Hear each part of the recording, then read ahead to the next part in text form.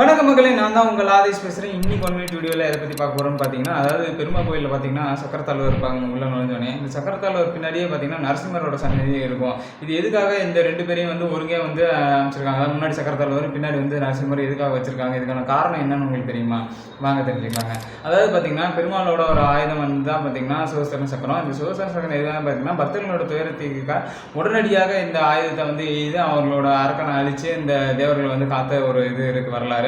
அதனாலே வந்து பார்த்தீங்கன்னா சக்கரத்தாழ்வாரை வேண்டுனா அவங்களுக்கு வந்து உடனடியாக பிரச்சனை வந்து தீர்வாகும் அப்படின்னு சொல்கிறாங்க. அதே மாதிரி பற்றி நரசிம்மர் எதுக்காக அப்படின்னு பார்த்தீங்கன்னா, நரசிம்மர் வந்து எப்பயுமே பெருமாளோட அவதாரம்லாம் பார்த்தீங்கன்னா வந்து தாயோட கருவில் உருவாகி அதுக்கப்புறம் வந்து அவர் வளர்ந்து அரக்கனை அழித்து பக்தர்களை காத்ததாக தான் கேள்விப்பட்டிருக்கோம். ஆனால் இந்த நரசிம்ம அவதாரம் பார்த்தீங்கன்னா பக்த பிரகலாதனோட துயரத்திக்க தன்னோட பக்தனோட துயரத்திக்க உடனடியாக எடுத்த அவதாரம். அதாவது பார்த்தீங்கன்னா இந்த நரசிம்ம அவதாரம் வந்து பார்த்தீங்கன்னா அவசர திருக்கோலம் அப்படின்னு சொல்கிறாங்க.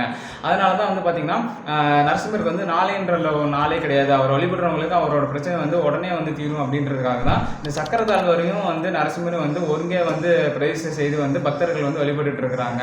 அதனால தான் வந்து இவங்க 2 பேத்தையும் வந்து நம்ம ஒருங்கே வந்து தரிசித்து நம்மளோட குறைகளை வந்து சொல்லும்போது நம்ம அந்த பிரச்சனை வந்து உடனே தீர்வு கிடைக்குது அப்படின்ற காரணத்துக்காக தான் வந்து பெருமா கோயிலில் வந்து இந்த மாதிரி பிரதிஷ்டை செய்து வழிபட்டு இருக்கிறாங்க. இந்த மாதிரி இன்ட்ரெஸ்டான வீடியோஸ்லாம் உங்களுக்கு ஷார்ட்டாக தெரிஞ்சுக்கணுமா? அதுக்கு நம்ம பேஜை மறக்காமல் ஃபாலோ பண்ணிக்கோங்க.